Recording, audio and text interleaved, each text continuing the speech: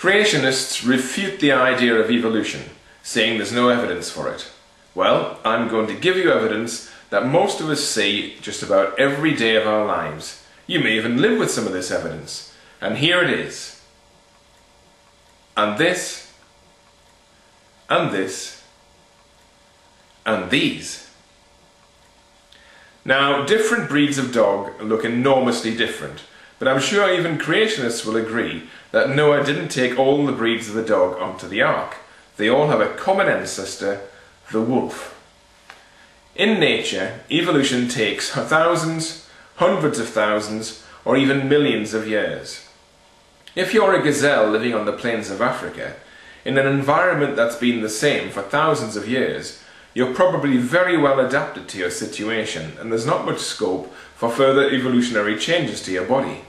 When the environment changes, then the animal that mutates to adapt to the changes is the one that survives. Which brings me to dogs. Man domesticated the wolf many thousands of years ago, and probably used its natural pack and hunting instincts to help them hunt, give them protection from other predators, and to guard their camps. But when men became more civilized, and became farmers and herders, then they started breeding dogs to produce stronger dogs, and in the same way, fast, tall, short, black, white, shaggy, and cute dogs were produced. So what had happened was that dogs had undergone a forced evolution.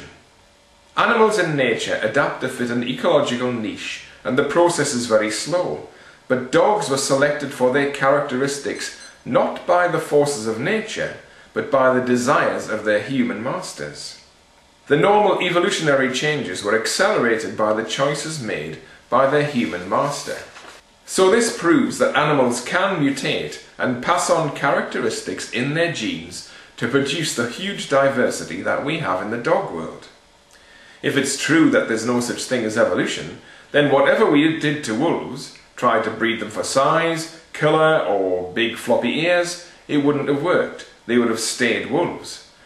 But instead, the evidence is right there for us to see. Humans have induced speeded up evolution in an animal by selective breeding. And it's not just dogs. Other domesticated animals have undergone the same process. Cattle, horses, cats. And if man can do it with these animals, so nature can do it with wild animals.